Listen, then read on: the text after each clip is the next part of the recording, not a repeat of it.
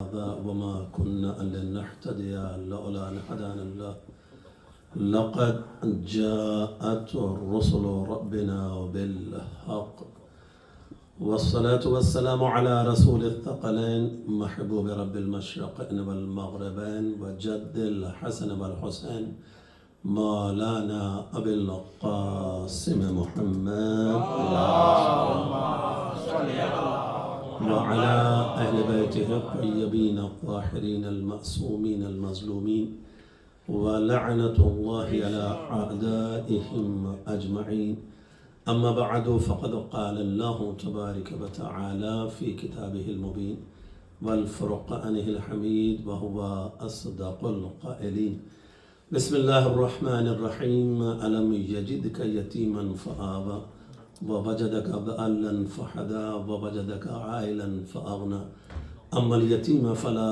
تقهر وأما السائل فلا تنهر صلوات على محمد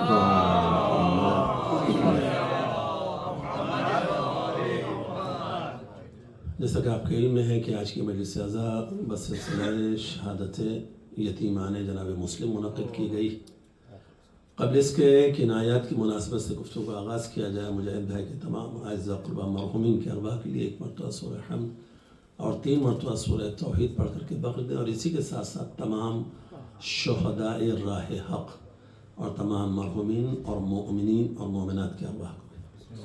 بسم اللہ الرحمن الرحیم الحمدللہ رب العالمین الرحمن الرحیم إياك نعبد وإياك نستعين اهدنا الصراط المستقيم صراط الذين أنعمت عليهم غير المغضوب عليهم ولا الضالين بسم الله الرحمن الرحيم قل هو الله أحد الله الصمد لم يلد ولم يولد ولم يكن له كفوا أحد بسم الله الرحمن الرحيم قل هو الله أحد الله الصمد لم يلد ولم يولد ولم يكن له كفوا أحد بسم الله الرحمن الرحيم قل هو الله أحد الله الصمد لم يلد ولم يولد ولم يكن له كفوا أحد اللهم اغفر للمؤمنين والمؤمنات والمسلمين والمسلمات الأحياء منهم والأموات تعب بيننا وبينهم بالخيرات إنك مجيب الدعوات إنك على كل شيء قدير والصلوات على محمد اللهم صل على محمد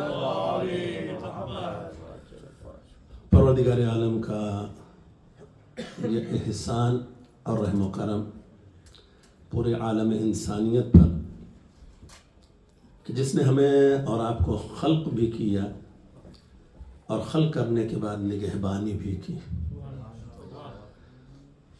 اس کے علاوہ ہمارا نہ کوئی ولی ہے اور نہ کوئی مددگار، اور اسی لیے اس نے سوال بھی ہم سے اور آپ سے کیا ہے علم تعلم ان اللہ لہ ملک السماوات والارض وما لکم من دون اللہ من ولی ولا نصیر، کیا تم نہیں جانتے کہ زمین و آسمان کا مالک حقیقی اللہ ہے اور اس کے علاوہ نہ تمہارا کوئی ولی ہے اور نہ کوئی نصیر؟ لہذا ایسی صورت میں جب اس نے ہمیں خلق کیا اور اپنی کائنات میں رکھا تو یہ اس کا احسان ہے کہ بغیر نگہبان کے، بغیر والی و وارث کے ہمیں تنہا نہیں چھوڑا، ورنہ کن فیکون سے چیزوں کو وجود بخشنے والا اگر ہمیں بھی چاہتا تو بغیر کسی سبب کے بھیج دیتا۔ ضروری نہیں تھا کہ والدین کا ایک سلسلہ قائم کیا جاتا، ان کا رحم و کرم، ان کی شفقت و محبت و الفت، یہ تمام چیزیں ہمارے لیے مقرر کی جاتی ہیں اور ہمیں اس بہترین نظام کے مطابق زندگی گزارنے کا موقع دیا۔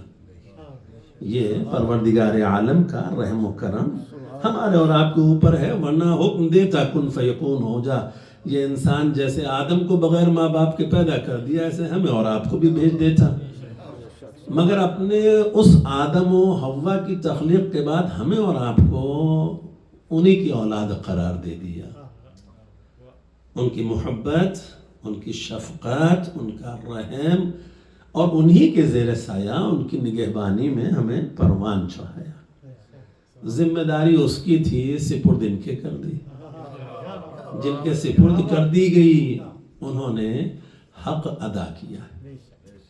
آج بھی ہر والدین کوشش یہی کرتے ہیں کہ اپنی استطاعت کے مطابق اپنے بچوں کو پروان چڑھائیں، خود پریشانیاں برداشت کر لیں، بچوں پر آنچ نہ آنے۔ الفت محبت کے تقاضے ہوتے ہی کچھ ایسے ہیں، یعنی جہاں محبت ہوتی ہے نا، جہاں انسیت ہوتی ہے، وہاں انسان کے دل میں یہ بات ہمیشہ قائم رہتی ہے کہ خود تکلیف برداشت کر لو، اس کو تکلیف نہ ہونے پائے۔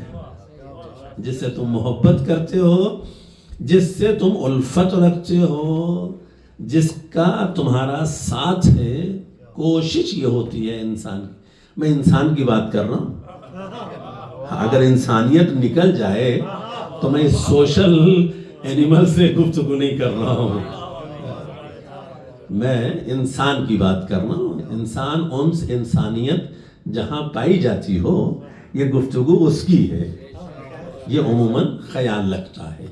اب تو جانوروں کی بھی اتنی مثالیں ہمارے اور آپ کے سامنے ہیں، نہ معلوم کتنے بچوں کو دوسرے جانور دودھ پلا کر کے پروان چڑھا دیتے ہیں بغیر احسان جتائے ہوئے کہ تم کس کی اولاد ہو اور ہمارا دودھ پی کر کے بڑھ رہے ہو۔ تو اگر حیوان میں یہ صفت پائی جا رہی ہے اور ہم آج دیکھ رہے ہیں، صفت کل بھی تھی، عادت ان کی کل بھی تھی، لیکن مسئلہ یہ تھا کہ ہمارے پاس ریسورسز نہیں تھے کہ ہم دیکھ سکتے کہ یہ بھی انہیں پالتے ہیں۔ اب ہر ایک جو ہے وہ تصویریں بنا لیتا ہے، وائرل کر لیتا ہے، ہم اور آپ دیکھ لیتے ہیں، بس فرق اتنا ہے زمانے کی تبدیلی میں۔ عزیزان محترم، اب ایسے دور میں زندگی گزارتے ہوئے حضرت انسان کو اللہ نے انسان بنایا ہی اس لیے ہے کہ انہیں عقل عطا فرمائی ہے، اور اکثر مخلوقات پر اللہ نے اس انسان کو فضیلت عطا فرمائی ہے، اکثر مخلوقات پر، ورنہ اس عقل کی بنیاد پر تو ہونا یہ چاہیے تھا، بلکہ یہ جملے بھی آپ سنتے رہتے ہیں کہ خدا نے ہر شے انسان کے لیے بنائی ہے اور انسان کو اپنے لیے بنایا ہے، کہ تمہاری زندگی کا مقصد اور ہدف اللہ کی عبادت ہے، لہذا ہر شے تمہارے لیے ہے اور تم اللہ کے لیے ہو۔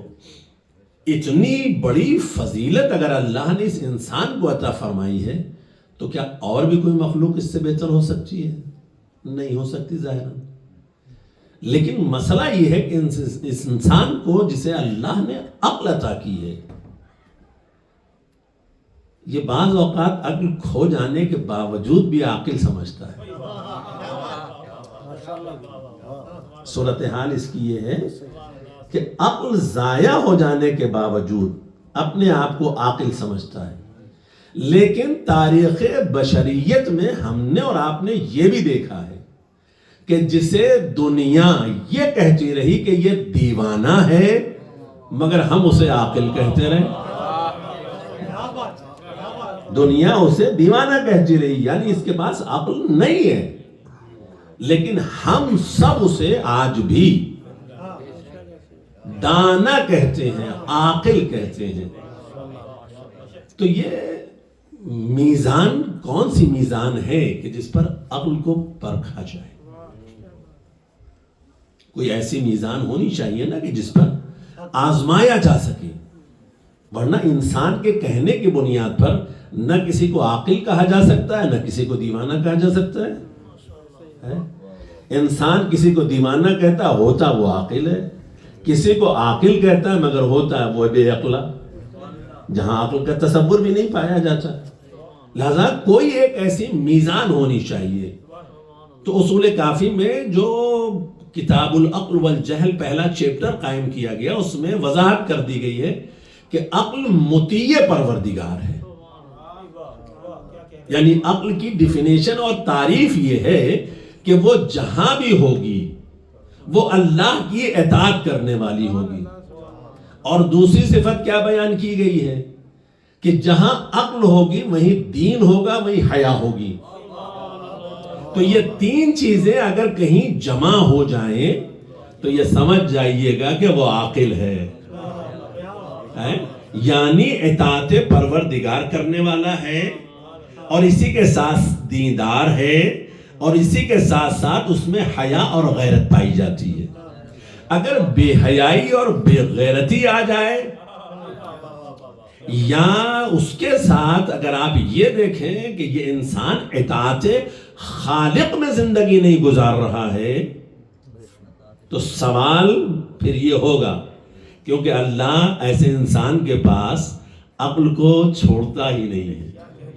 لیکن جو اطاعت کرنے والا ہوتا ہے اللہ اس میں عقل کو کامل کر دیتا ہے، اور کمال عقل جب کسی کے پاس میسر ہو تو پھر وہ ذات مقدس یہ کہتی ہوئی نظر آتی ہے، یاد رکھنا میری نگاہوں کے سامنے سے حجابات ہٹا بھی دیے جائیں تو میرے یقین میں ذرہ برابر فرق نہیں آئے گا.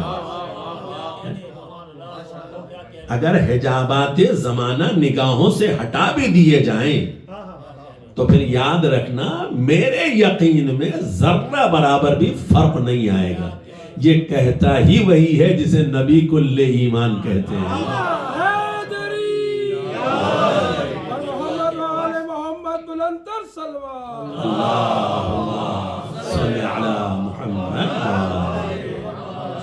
لہذا انسان کی سب سے عظیم صفت یہ ہے کہ وہ عاقل ہو، عقل مند ہو، صاحب فہم ہو. اور جب کوئی صاحب فہم ہوتا ہے تو خدا اس سے کہتا ہے کہ اگر میرا کلام بھی تم پڑھ رہے ہو تو صرف پڑھو نہیں، سن رہے ہو تو صرف سنو نہیں، تدبر کرو، کیونکہ یہ تقاضۂ عقل ہے. عقل کی تعریف ہی یہ ہے نا کہ وہ اس میں سے تلاش کرے گی چیزیں کہ جو بات کہی گئی ہے اس بات کی یہ اصل حقیقت کیا ہے. اچھا، بات بہت ساری ایسی ہوتی ہیں کہ جس میں ایک جملہ کہا جاتا ہے. مولا متقیان کا نہج البلاغہ میں کلمات قصار آپ نے پڑھا ہوگا، اور چھوٹا سا جملہ ہے لیکن اس میں کتنی چیزیں پوشیدہ ہیں یہ سمجھنے والا ہی سمجھ سکتا ہے، کیونکہ کہا علی نے ہے. تو اگر زمانے کی سمجھ میں علی کا کہا نہ آئے وہ خدا کا کہا اس کی سمجھ میں آئے گا جب تک کہ علی نہ سمجھائے. کیونکہ خدا کا یہ ارشاد گرامی ہے کہ میرے کلام کے اندر دو طرح کی باتیں ہیں، ایک محکم ہے، ایک متشابہ ہے. محکم کے معنی سمجھ میں آ جائیں گے، متشابہ کی تعویل کا حق کسی کو نہیں ہے، یا خدا کو ہے یا اسے ہے جسے علم کتاب دیا گیا ہے. تو کہیں اور کوئی نظر نہیں آتا کہ جس کے لیے اللہ نے کہا ہو کہ ہم نے اسے علم کتاب عطا کیا ہے، سوائے ذات گرامی کے، اس مقدس ذات گرامی کے کہ جسے علی کہتے ہیں، جو وحدانیت کا بھی گواہ ہے اور رسالت کا بھی گواہ ہے. اور خدا یہ ارشاد فرما رہا ہے میرے حبیب تمہیں پریشان ہونے کی ضرورت نہیں. اگر یہ کافر کہتے ہیں کہ آپ رسول نہیں ہیں تو آپ کو فکر کرنے کی ضرورت نہیں ہے. آپ کی رسالت کا گواہ خدا ہے اور وہ ہے جسے ہم نے علم کتاب عطا کیا ہے. یقول الذین کفروا لست مرسلا قل کفی باللہ شہیدا بینی و بینکم ومن عنده علم الکتاب. میرے حبیب یہ کافر کہتے ہیں آپ رسول نہیں ہیں تو آپ کو فکر مند ہونے کی ضرورت نہیں ہے. منافق تو کہتے ہیں نا کہ آپ رسول ہیں، خدا بھی جانتا ہے کہ آپ اس کے رسول ہیں مگر یہ جھوٹے ہیں. تو کہنے سے آپ کی رسالت پر فرق نہیں پڑتا. کافر انکار رسالت کرتے ہیں پھر بھی خدا کہہ رہا ہے میرے حبیب اگر یہ کہتے ہیں کہ آپ رسول نہیں ہیں تو آپ کی رسالت پر کوئی آنچ نہیں آئے گی، کیونکہ آپ کی رسالت کا گواہ بھیجنے والا ہے، خدا ہے، اور وہ ہے کہ جسے اللہ نے علم کتاب عطا کیا ہے. بس یہ دو گواہی آپ کے لیے کافی ہیں. اور یہ آیت ایسی ہے کہ جس پر مولا نے بھی ناز کیا ہے کہ مجھے اللہ نے رسول کی رسالت کا گواہ بنا کر کے بھیجا ہے اور مجھے علم کتاب عطا کیا ہے. لہذا قرآن کو سمجھنے کے لیے زبان عصمت چاہیے. زبان عصمت چاہیے عزیزان محترم. لہذا ایسی صورت میں اب اگر خدا یہ اپنے حبیب سے کہہ رہا ہے علم یجد کا یتیمن فآویٰ، میرے حبیب میں نے آپ کو یتیم پایا تو آپ کی سرپرستی کی، اور جب آپ کو گمگشتہ راہ پایا تو آپ کی رہنمائی کی، جب آپ کو مفلس پایا تو آپ کو غنی بنا دیا. یہ باتیں خدا کس سے کر رہا ہے؟ اپنے حبیب سے کر رہا ہے. لیکن یہ تمام باتیں کرنے کے بعد ایک جملہ خدا نے اور کہہ دیا، میرے حبیب اب کسی یتیم پر قہر نہ ڈھائیے گا اور نہ کسی سائل کو جھڑکیے گا. یہ دونوں باتیں، دو تاکیدیں، ان دونوں تاکیدوں کو جو خدا پیغمبر سے کر رہا ہے اس بات کو ذہن میں رکھیے گا، کیونکہ ہم اور آپ سب جانتے ہیں نا کہ پیغمبر اسلام کے اس کائنات میں آنے سے پہلے جناب عبداللہ اس دنیا سے رخصت ہو گئے، رحلت فرما گئے. خدا کیا کہہ رہا ہے؟ اس سے بڑا کوئی اور کریم خالق ہو سکتا ہے جس کی ذمہ داری تھی اگر وہ نہیں ہے تو خدا کہہ رہا ہے میں ذمہ دار ہوں. جناب عبداللہ کی آغوش میں محمد مصطفیٰ کو پروان چڑھنا تھا. خدا نے جناب عبداللہ کو پہلے اٹھا لیا. پیغمبر اس دنیا میں آئے، کون ہے جو نگہبانی کرے؟ خدا کہتا میرے حبیب سب کچھ میں نے آپ کے لیے خلق کیا ہے، تو یہ کیسے ممکن ہے کہ آپ کو یوں ہی چھوڑ دیا جائے؟ اب آپ یہ بتائیے، کیا کسی نے خدا کو زمین پر اترتے ہوئے دیکھا؟ سرزمین مکہ پر خدا کسی شکل میں آیا ہو؟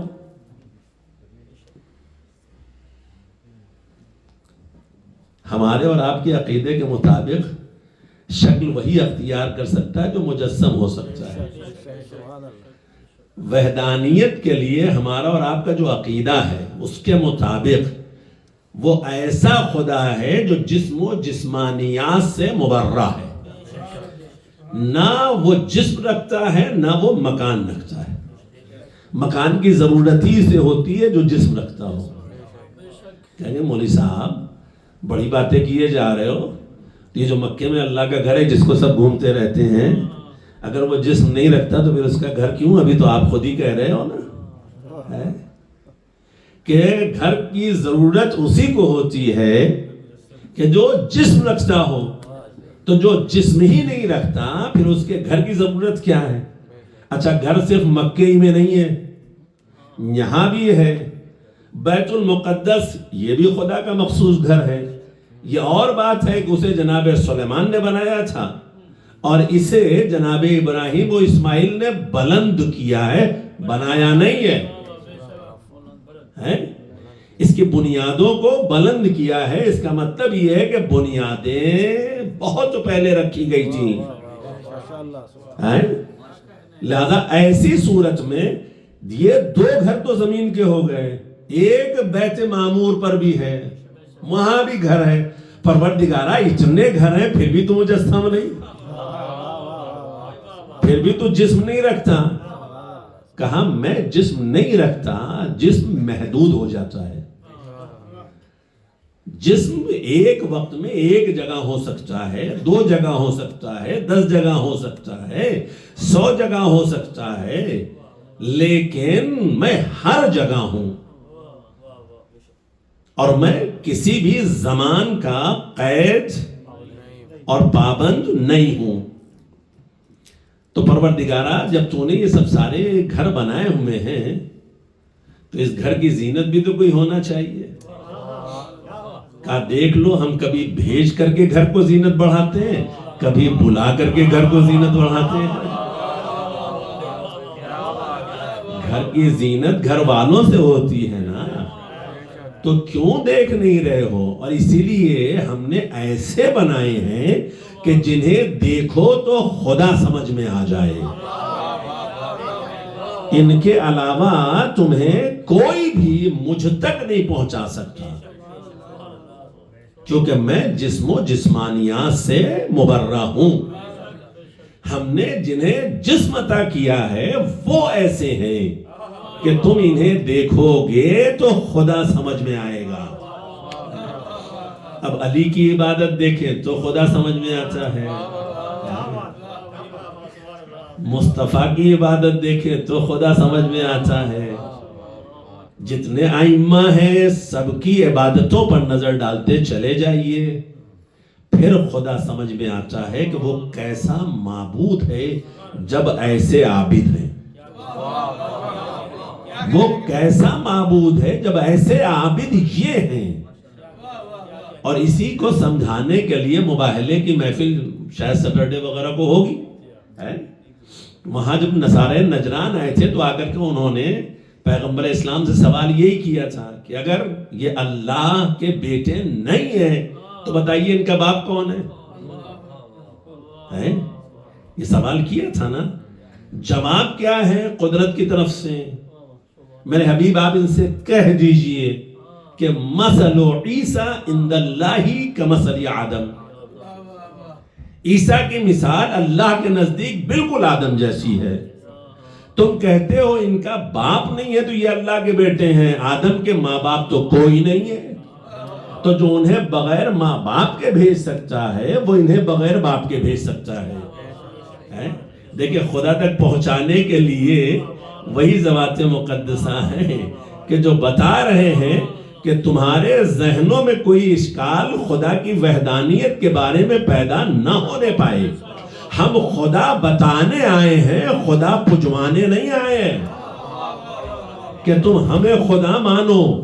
اسی لیے دنیا میں جو انسانی شکل میں آئے ان میں سے بعض ایسے تھے فرعون و نمرود و شداد جیسے، جو اپنے آپ کو خدا منوانے کے لیے کوششیں کرتے رہے۔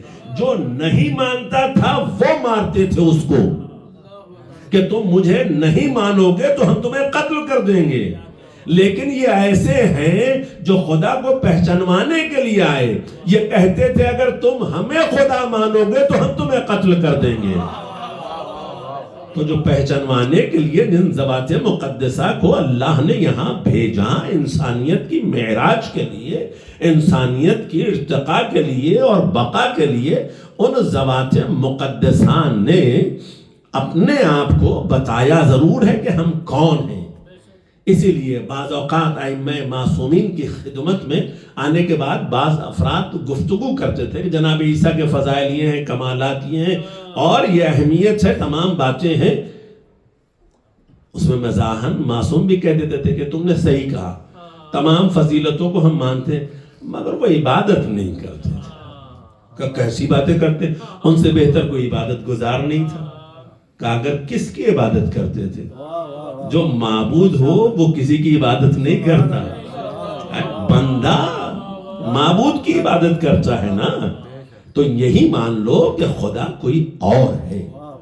لیکن عزیزو اب یہاں اگر خدا کہہ رہا ہے میرے حبیب میں نے تمہیں یتیم پایا، تمہاری سرپرستی کی، تاریخ اسلام اٹھا کر کے دیکھ لیجئے، جب تک دادا زندہ تھا اس وقت تک وہ سرپرستی کرتے رہے۔ محمد وآل محمد بلندر صلوات۔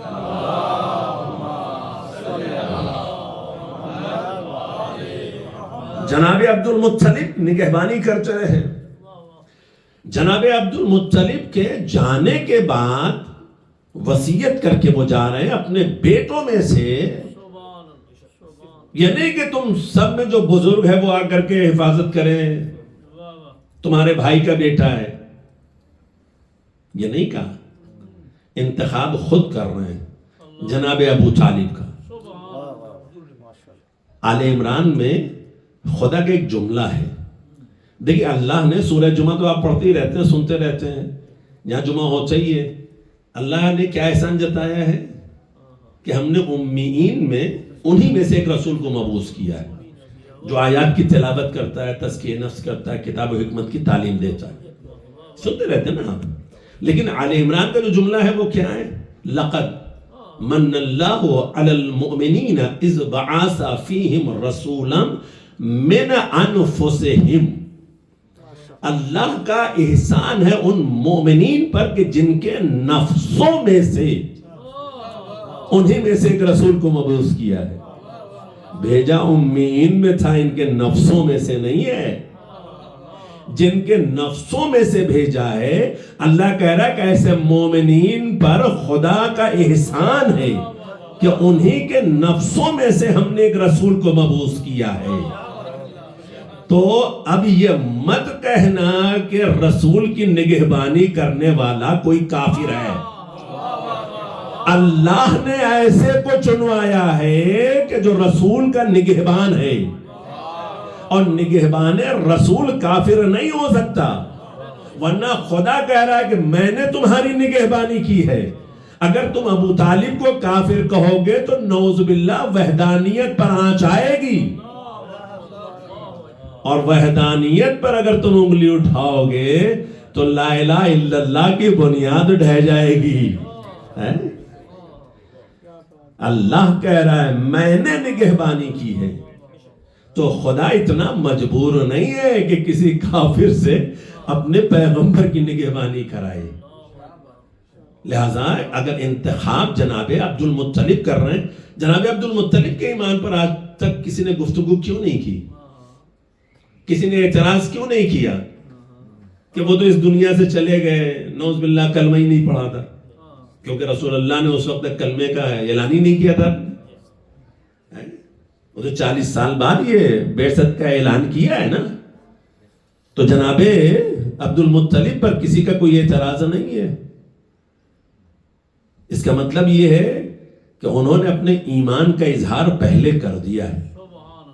جس طریقے سے جناب فاطمہ بنت اسد نے اعلان کر دیا تھا کعبے کے پاس کھڑے ہو کر کے، پروردگارہ میں تجھ پر ایمان رکھتی ہوں، تیرے رسولوں پر ایمان رکھتی ہوں، جو آنے والا اس پر بھی ایمان رکھتی ہوں، میری مشکل کو آسان کر دے. جس نے اپنے ایمان کا اظہار کیا ان کے ایمان پر اعتراض زمانہ نہ کر سکا. ابو طالب ایسا محافظ تھا کہ جسے اپنے ایمان کے اظہار کرنے کی ضرورت ہی پیش نہیں آئی. پہلے جیا رسول کا محافظ بن کر کے، پھر اس نے اپنی آغوش سے کل ایمان آغوش رسالت میں ڈال دیا. تو جو کل ایمان کا باپ ہوتا ہے وہ ممکن ہی نہیں ہے کہ صاحب ایمان نہ ہو. اور ایک ہی روایت ہے کہ جس میں یہ کہا کہ آخر وقت نزا پیغمبر نے یہ کہا کہ آپ کلمہ پڑھ لیں. اچھا وہ بھی کان میں کہا تھا. 1.25 لاکھ کے مجمع میں جو ہاتھ کو بلند کر کے نبی دکھلا رہے تھے وہ نہیں دکھائی دیا. کان میں جو بات نبی نے کہی تھی وہ سب نے سن لی. کمال دیکھیں، کمال دیکھیں سماعت کی. بصارت گئی اور سماعت اتنی وسیع ہو گئی، جبکہ غدیر میں پیغمبر نے سنایا بھی اور دکھایا بھی ہے.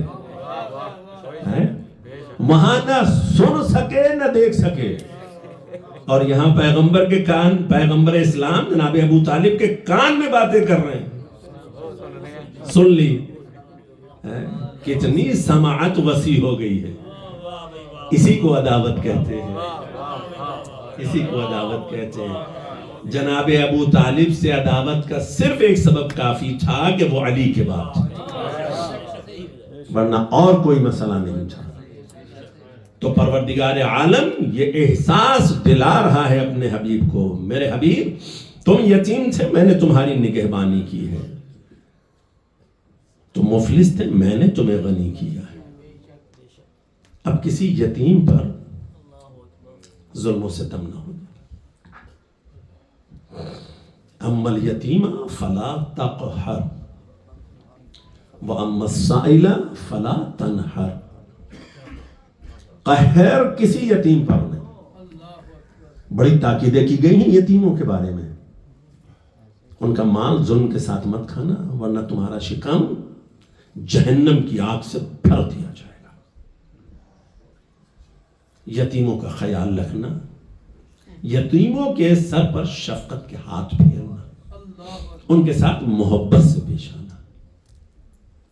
یہ اخلاقیات کوئی اور نہیں سکھا رہا ہے، وہی خدا بتا رہا ہے، وہی پروردگار عالم بتا رہا ہے.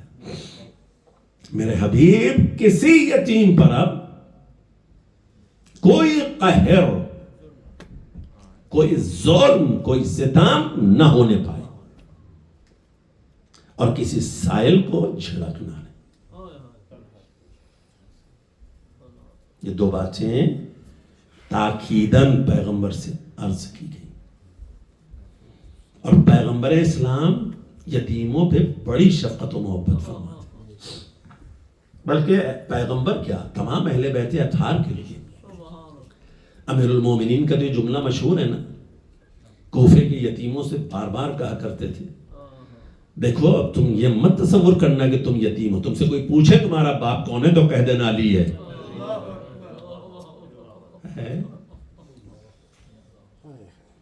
یوں ہی نہیں ضربت لگی تو ننے بچے کوزے لے کر کے حاضر ہو گئے. باپ جیسی شفقت فرمائی امیر المومنین. یتیموں کے لیے جو در اہل بیت سے ہمیں پیغام ملا ہے، جو شفقت و محبت فرمائی گئی ہے، وہ کسی اور کے ہاں نظر نہیں آتی ہے. ہر یتیم کا خیال پیغمبر اور اہل بیت پیغمبر نے رکھا ہے. یتیموں، بیواؤں، غریبوں، مسکینوں، لاوارثوں، کوئی ایسا نہیں ہے کہ جس کی خبرگیری اہل بیت اطہار نے نہ کی. لیکن تاریخ اس بات کی شاہد ہے کہ جتنا زیادہ خیال یتیموں کا اہل بیت اطہار نے رکھا، اتنا ہی زیادہ ظلم یتیمہ نے اہل بیت پر کیا.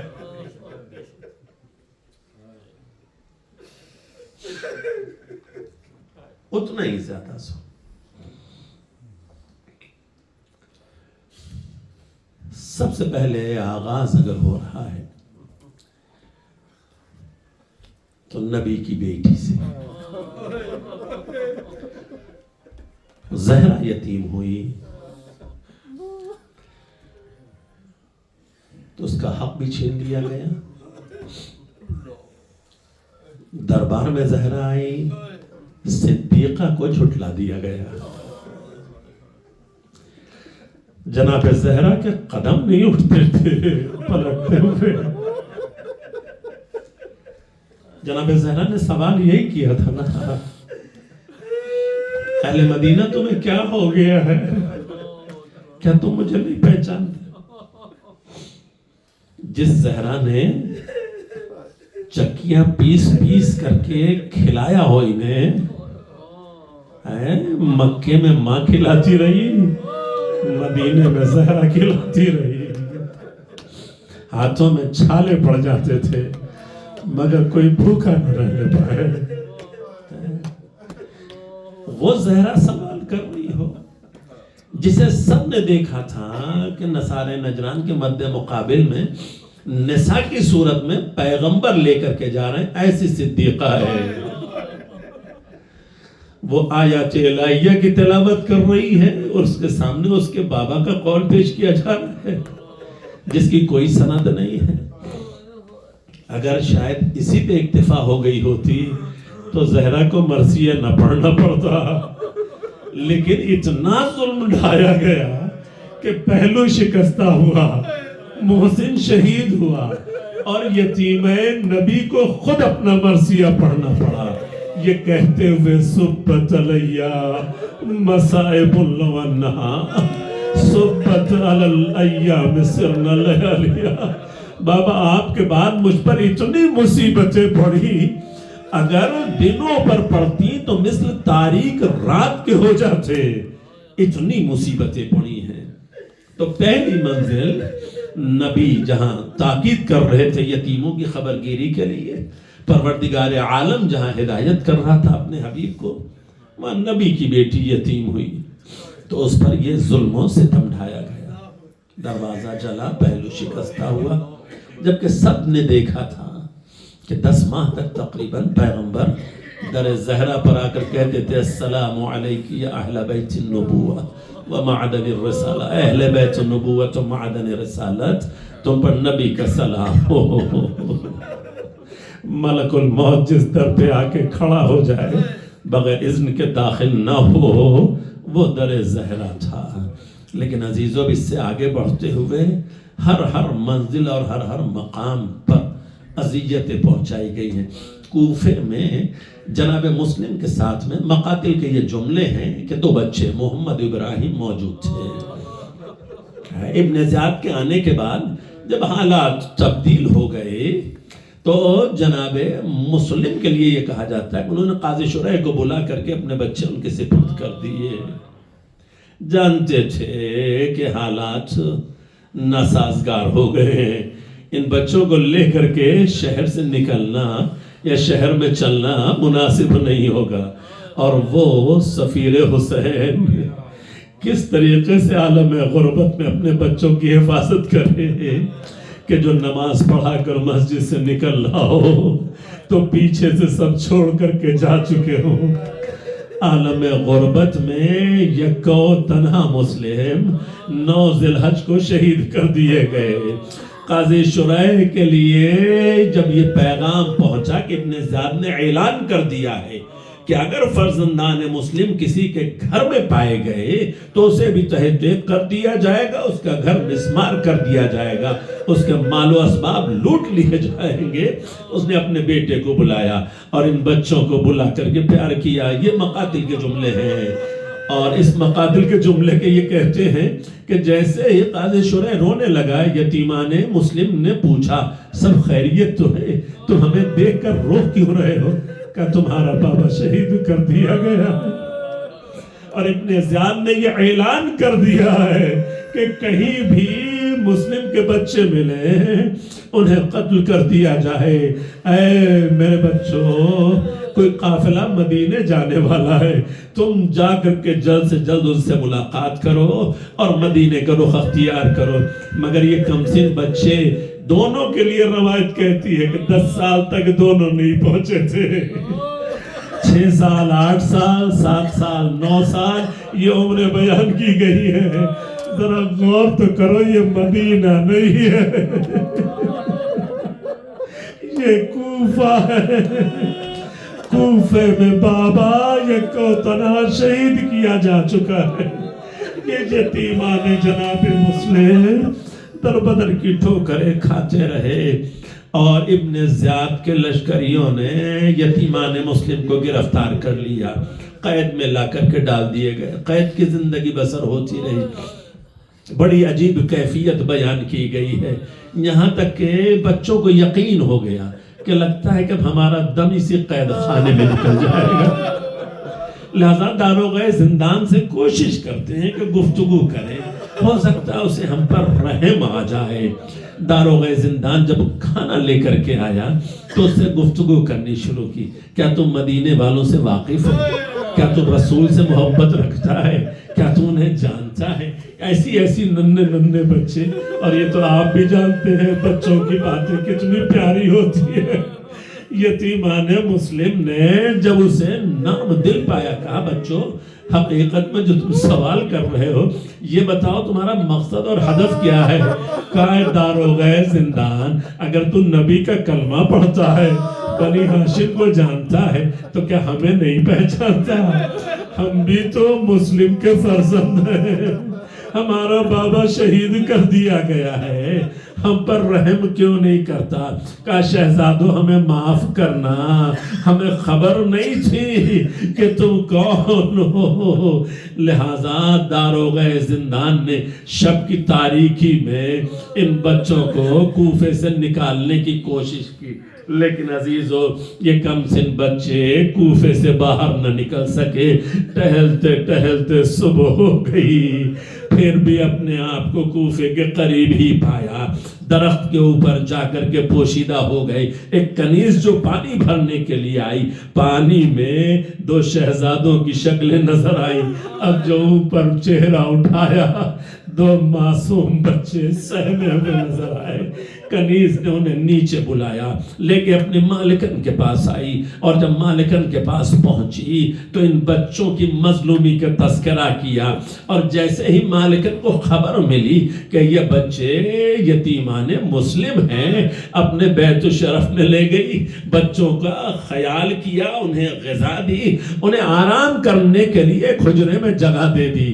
عزیزو بس چند جملے مصائب کے بیان کر کے آپ کی زحمت تمام کروں گا۔ اتنے دنوں بعد قید خانے سے نکل کر کے اگر کسی ماں کی ممتا کے سائے میں تھوڑا سا قرار ملا تو کیا سکون پایا ہوگا ان یتیموں نے، لیکن یہ سکون زیادہ دیر تک قائم نہیں رہ سکا۔ حارث جلاد شب کی تاریکی میں اپنے گھر میں داخل ہوا، کھانا کھا کے بستر راحت پر گیا۔ تاریک شب میں بچوں نے ایک ہی خواب دیکھا، دونوں بیدار ہو گئے، اور بیدار ہونے کے بعد ایک بھائی نے دوسرے بھائی کو اٹھا کر کے اپنا خواب بیان کیا۔ بھیا میں نے عالم خواب میں دیکھا ہے کہ جنت میں رسول خدا ہیں، فاطمہ زہرا ہیں، علی مرتضیٰ ہیں، حسن مجتبیٰ ہیں۔ ارے بابا بھی وہی موجود ہیں، اور بابا سے پیغمبر نے ایک جملہ کہا، مسلم اشقیاء کے نرغے میں بچوں کو چھوڑا ہے۔ اے مسلم، ارے اپنے کم سن بچوں کو نرغے اشقیاء میں چھوڑ آئے کہ اللہ کے حبیب ممکن ہے کہ جلد ملاقات ہو جائے۔ عزیزو بچے گلے مل کر کے باہیں ڈال کر کے ابھی گریہ کر رہے تھے کہ حارث کے کانوں میں یہ آواز پہنچی۔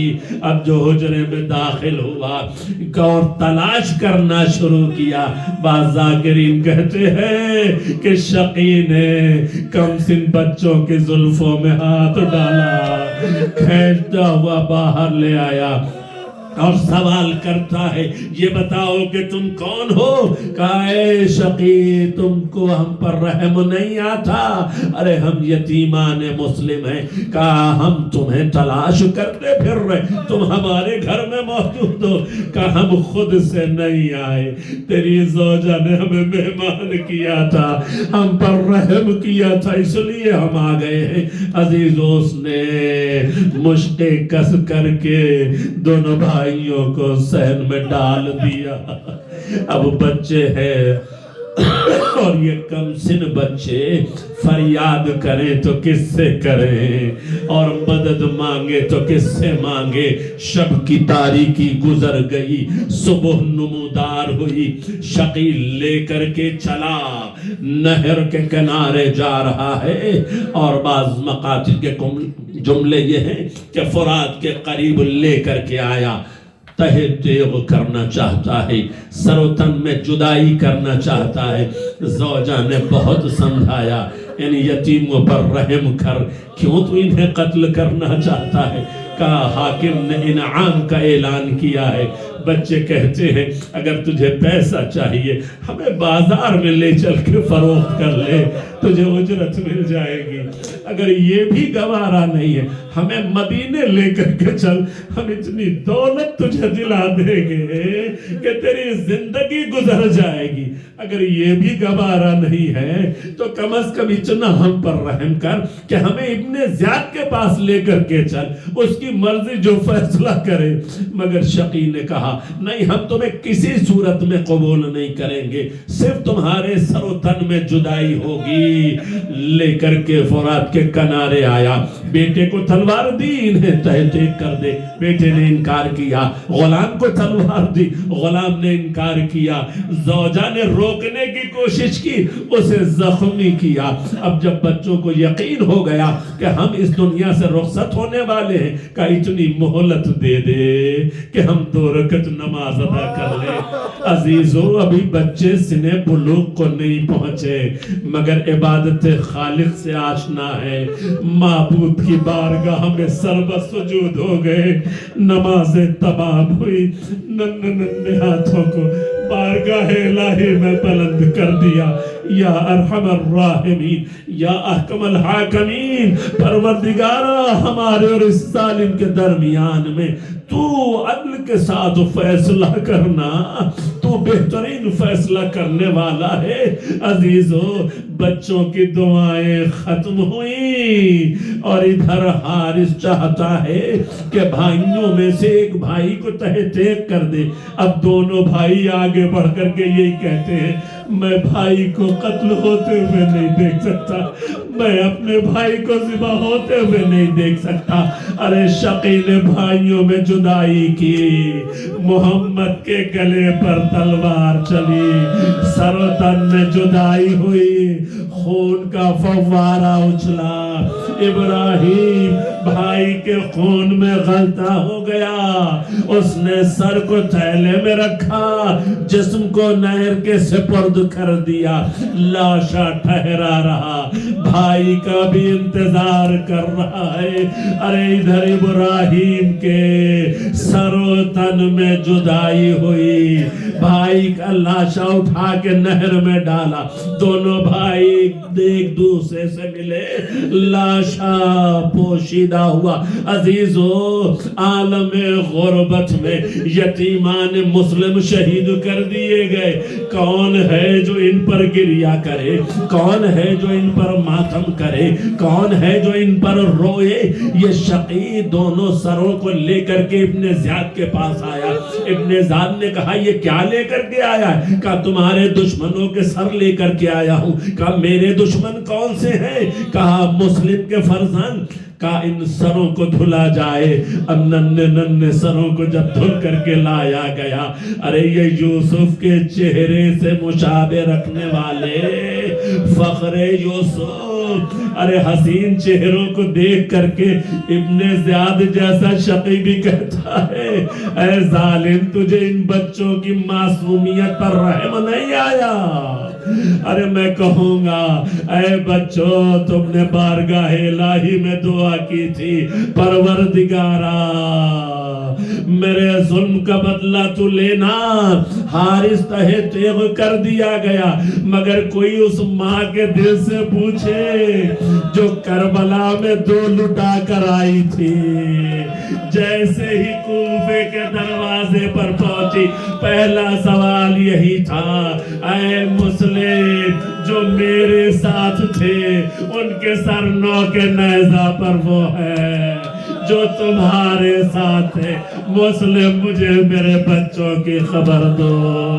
لاشا لرزنے لگا، ممکن ہے ندائی ہو، تمہارے جو ساتھ تھے وہ ذبح ہو گئے، میرے ساتھ جو تھے وہ گم ہو گئے، پہلے قید میں رہے پھر وہ بھی درجہ شہادت پر فائز ہوئے۔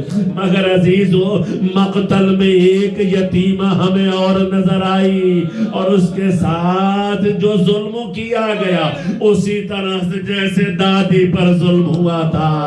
ارے رخسار پہ تماچے پڑے، پشت پہ تازی آنے لگے، دامن میں آگ لگی، ہاتھ جکڑے گئے، گلے میں پھندا ڈالا گیا، پلٹ پلٹ کر کے کہتی رہی بابا کیا میری یہی خطا ہے کہ میں یتیم ہوں؟ یہ ظلم و ستم مجھ پر کیوں اٹھایا جا؟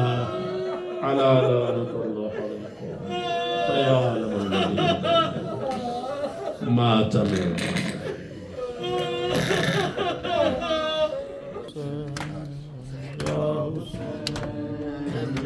حسین یا حسین یا حسین یا حسین یا حسین یا حسین یا حسین یا حسین یا حسین یا حسین یا حسین یا حسین در بدر مسلم کے شہزادے کوفے میں در بدر ہے مسلم کے شہزادے کوفے میں در بدر ہے مسلم کے شہزادے کوفے میں در بدر ہے مسلم کے شہزادے کوفے میں در بدر ہے مسلم کے شہزادے کوفے میں در بدر ہے مسلم کے شہزادے کوفے میں در بدر ہے مسلم کے شہزادے کوفے میں در بدر ہے مسلم کے شہزادے کوفے میں در بدر ہے مسلم کے شہزادے کوفے میں در بدر ہے مسلم کے شہزادے کوفے میں در بدر ہے مسلم کے شہزادے کوفے میں در بدر ہے مسلم کے شہزادے نہ جانے کتنے دن سے دونوں ہیں بھوکے پیاسے کوفے میں در بدر ہے مسلم کے شہزادے کوفے میں در بدر مسلم کے شہزادے کوفے میں در بدر ہے مارے گئے ہیں مسلم پردیس میں ستم ہے مارا ہے کوفیوں نے مظلوم کو یہ غم ہے اور اب یتیم مسلم چھپتے ہیں اشکیا سے کوفے میں در بدر ہے مسلم کے شہزادے کوفے میں در بدر ہے مسلم کے شہزادے کوفے میں در بدر ہے مسلم کے شہزادے کوفے میں در بدر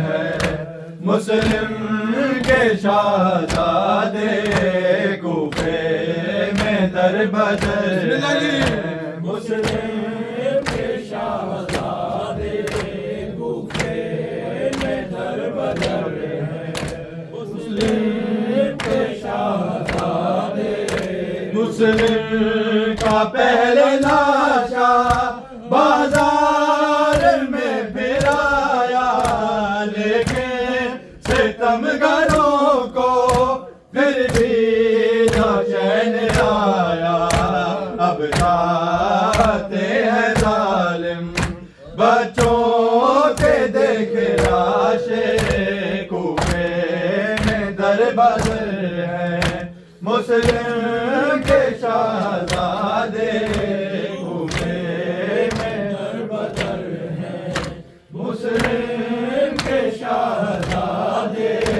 کوفے میں در بدر ہے مسلم کے شہزادے نہ جانے کتنے دن سے دونوں ہیں بھوکے پیاسے کوفے میں در بدر ہے مسلم کے شہزادے کوفے میں در बदर है मुस्लिम के शहजादे कूफे में दर बदर है मुस्लिम के शहजादे हाथों में हाथ डाले सहमे हुए डरे से गलियों में फिर रहे हैं कूफे के दोनों बच्चे कोई नहीं जो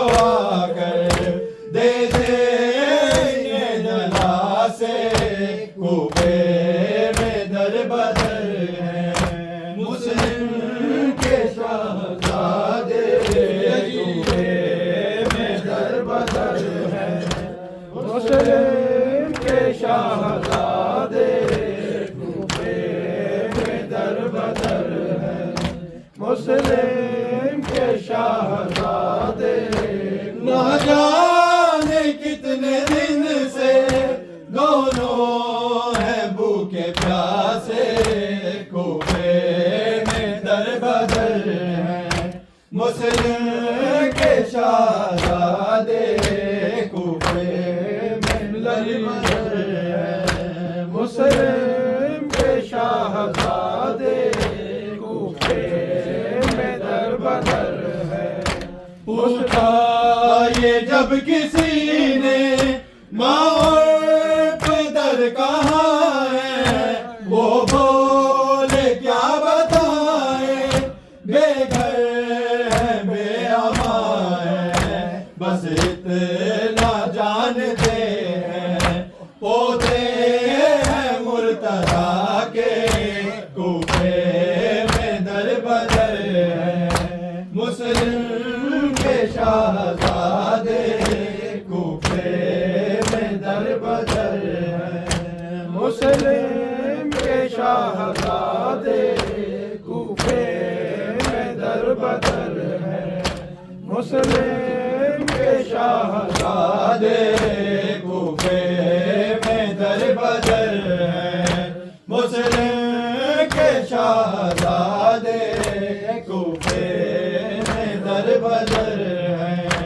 मुस्लिम के शहजादे कूफे में दर बदर है मुस्लिम के शहजादे एक मोमिना के घर में थोड़ी अमा जो पाई फिर जालिमों से उनको वो भी बचा न पाए छुप ना सके हैं बच्चे ताजे वो कज़ा से कूफे में दर बदर है मुस्लिम के शहजादे कूफे में दर बदर है मुस्लिम के शहजादे कूफे में दर बदर है मुस्लिम के शहजादे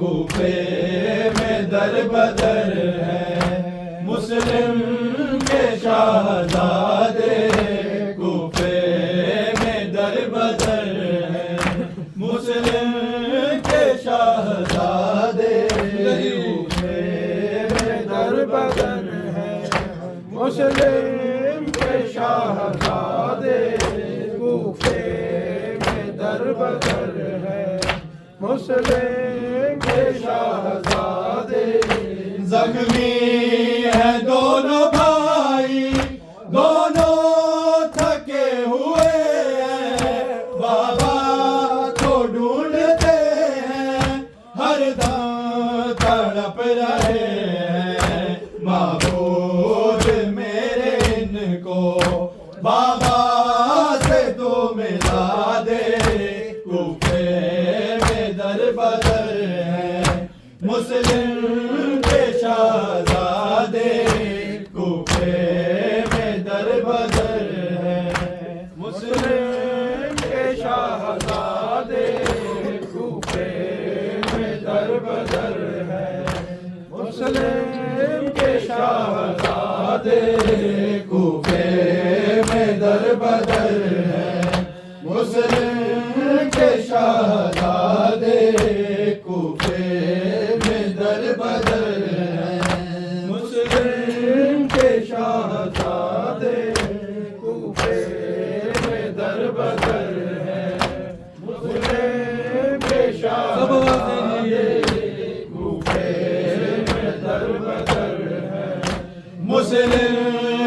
پہلے لاشا بازار میں پہنایا، لیکن ستم گھروں کو پھر بھی نہ چین آیا۔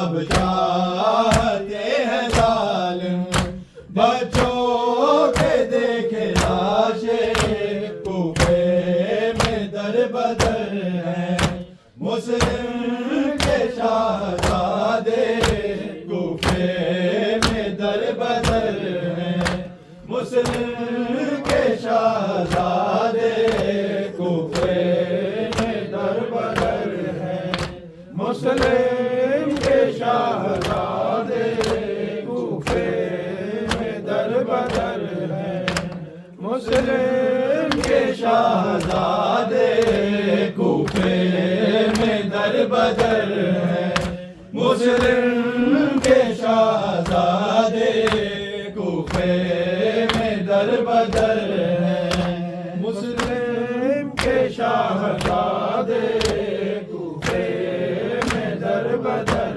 ہیں مسلم کے شہزادے۔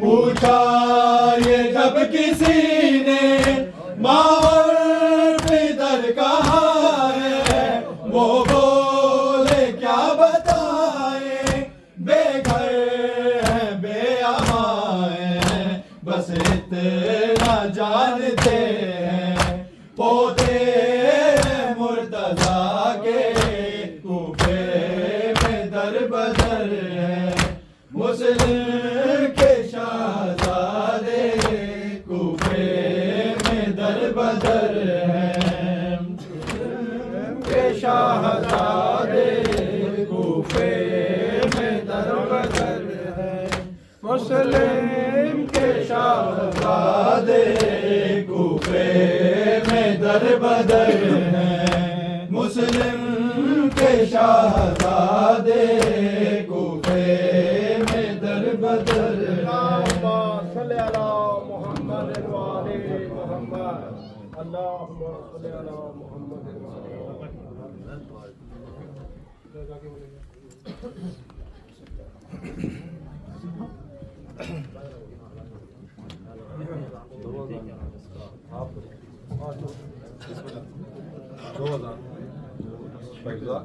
بسم اللہ۔